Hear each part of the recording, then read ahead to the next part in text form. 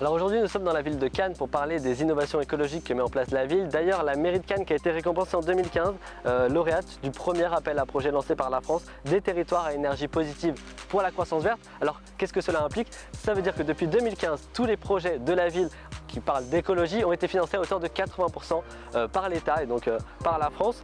Par exemple, ici nous sommes dans une rue qui a été entièrement équipée de panneaux solaires pour les lampadaires et donc ça veut dire qu'il n'y a pas besoin d'être raccordé au niveau électrique et donc pas de risque de coupure. Ces panneaux solaires fonctionnent 365 jours par an et donc alimentent les lampadaires. En parallèle de tout ça, la ville de Cannes, pour les autres lampadaires de la ville, est en train de mettre en place les LED, les lumières LED. Donc on sait que les lumières LED consomment beaucoup moins d'énergie et tiennent beaucoup mieux dans le temps. La municipalité de Cannes affirme son engagement pour les véhicules propres. Plus de 120 bornes de recharge sont disponibles pour pouvoir recharger son véhicule électrique sur la communauté de communes avec des tarifs qui sont très attractifs. Et si vous possédez un véhicule émettant moins de 100 g de CO2 par kilomètre, qu'il soit électrique ou hybride, Cannes vous offre 2 heures de stationnement par jour dans la ville. Avec cette optique de mobilité douce, la ville de Cannes favorise le vélo sur son territoire. On dénombre plus de 15 km de voies adaptées pour les cyclistes, mais d'après les usagers de ces bandes cyclables, il reste encore des progrès à faire. En termes de pistes cyclables, est-ce que vous pensez qu'il y en a assez? Je pense qu'il n'y en a pas assez.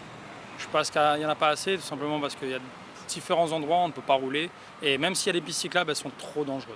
Il y a des bons endroits, mais il y en a d'autres qu'on pourrait améliorer encore. Une autre des innovations écologiques mises en place par la ville de Cannes, ce sont ces poubelles solaires qui sont alimentées par l'énergie solaire et qui viennent écraser les déchets. Donc ça permet d'avoir 10 fois plus de déchets dans ces poubelles et donc un gain de place et donc un gain pour les agents d'entretien qui viennent récupérer les déchets. Pour finir ce reportage, nous nous sommes rendus dans la basse vallée de la Siagne.